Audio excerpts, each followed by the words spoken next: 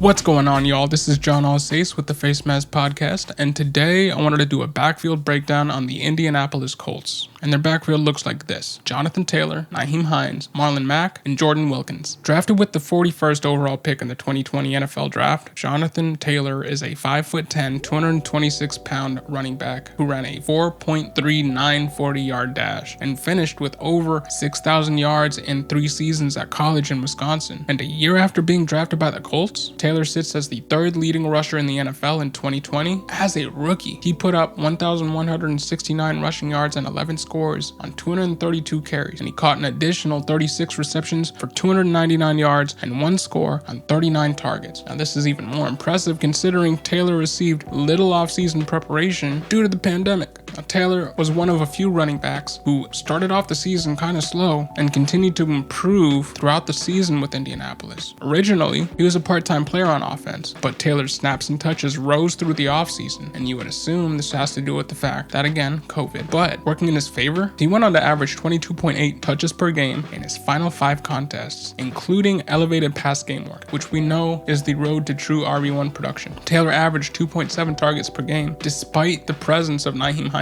there. He did all this and had 15 carries of plus 15 yards, and he had a total of 685 yards after contact. That's pretty impressive. As a result, he carries an ADP of RB7 into the 2021 season. Now, Frank Reich remains head coach, but Marcus Brady is now the offensive coordinator. He was an in-house replacement as he was the quarterback's coach for the past 2 seasons. But what this basically means is all the primary play callers are still here, suggesting that Taylor's late season usage might continue. Now, the biggest change in this offense is the culture moving on from Philip Rivers to Carson Wentz. Wentz struggled last year. He had a 57.4 completion percentage on 2,600 yards, 16 scores, and 15 interceptions in 12 games at age 28 when he's supposed to be in his prime. The QB 22 is not the kind of finish you're looking for from a QB of his age and pedigree. However, just the year prior, Wentz eclipsed 4,000 yards and completed 64% of his passes. In that 2019 season, Miles Sanders, his running back, also notched 50 receptions, and he had 818 rushing yards on 179 carries under Wentz,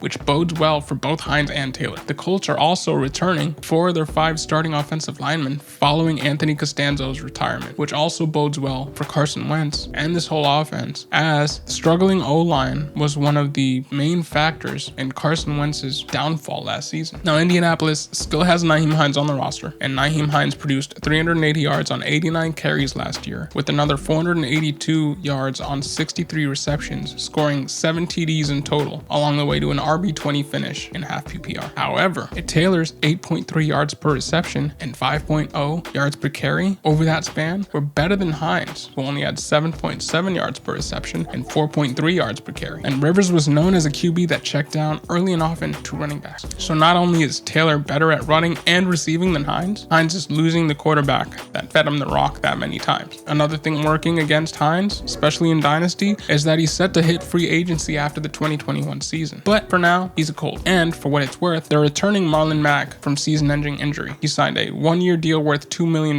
So they're by no means tied to Mack or expecting much based on his salary, but he is still there. Now, I don't expect Taylor to receive 300 carries until at least Hines hits free agency in 2022. But I do not expect Hines to get nearly the amount of receiving work he was getting under Philip Rivers, because while Carson Wentz still does like to throw to his running backs, it's not nearly with the same frequency as Hines got used to last season. Taylor remains a worthwhile pick in pretty much all formats, and he's a great shot to beat out his current ADP at ADP 7. He could easily be a top 5 back over the next few seasons, kind of mimicking the workload that Ezekiel Elliott has lived on over the past few seasons. I'm cautiously optimistic about this offense outside of Taylor, but with Taylor, I have no hesitations or reservations. He's one of the few backs that have an elite workload, and I'm buying him in all formats that I can. Now, he might be too expensive to buy outright in Dynasty, but in every other format, keeper, I'm buying. Redraft at his current ADP, I'm buying. Best ball, same thing. You already know where I stand on Hines. I don't think he's going to be able to replicate his RB20 finish. And Mack, he's a long shot to make an impact from an NFL standpoint on day one, let alone your fantasy roster, because he was a long shot to come back to the NFL. So don't invest any